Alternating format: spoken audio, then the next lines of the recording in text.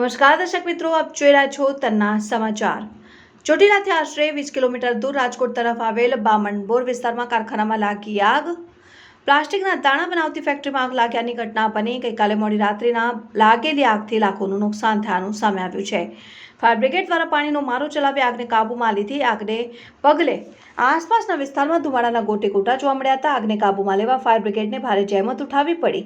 આગ લાગવાનું કારણ શોધવા ફાયર બ્રિગેડ દ્વારા તપાસ હાથ ધરાઈ। રિપોર્ટર મુકેશ ખક્કર, તન્ના સમાચાર, ચોટીલા। શોર્ટ સર્કિટને કારણે મોડી રાત્રે આગ લાગી ગઈ હતી। માણસો જાનમાલનું કંઈ નુકસાન નથી થયું। થોડું ઘણું માલ ને આંતરની બધું બળી ગયું, વાયરિંગ બધું બળી ગયું। ઇન્ફિનિટી પોલિમર કારખાનાનું નામ છે બામણબોર જીઆઈડીસીમાં।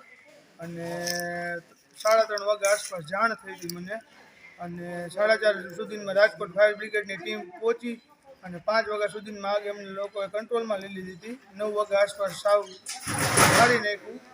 કોઈ પણ પ્રકારની કોઈ માણસોને કે કોઈ ઈજા નથી થઈ, ખાલી કારખાનાના માલની અને બધી મશીનરીને બધી નુકસાન થઈ। અંદાજે કેટલા લાખનું નુકસાન થયું છે આ કારખાના? હવે એ તો આખું બધું ફિગર આઉટ કરીએ પછી ખ્યાલ આવે। પણ અત્યારે રફલી વાયરિંગની બધી વયું ગયું, મશીનરીની બધી પડી ગયું, એટલે નુકસાન તો જણાશે। જેના કારણે આગ લાગી હતી? શોર્ટ સર્કિટના કારણે આગ લાગી હતી। રાત્રે ફેક્ટરી કઈ ચાલુ હતી?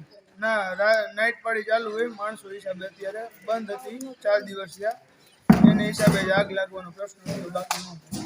તમારું નામ? મારું નામ જેકિલ ચંદ્રેશભાઈ કોટેજા। બાજુમાં મારું કારખાનું, આ કારખાનાનું નામ ઇન્ફિનિટી પોલિમર છે, મારા મિત્રનું જ છે, અને માલિક આશિષભાઈ ગણિયા છે।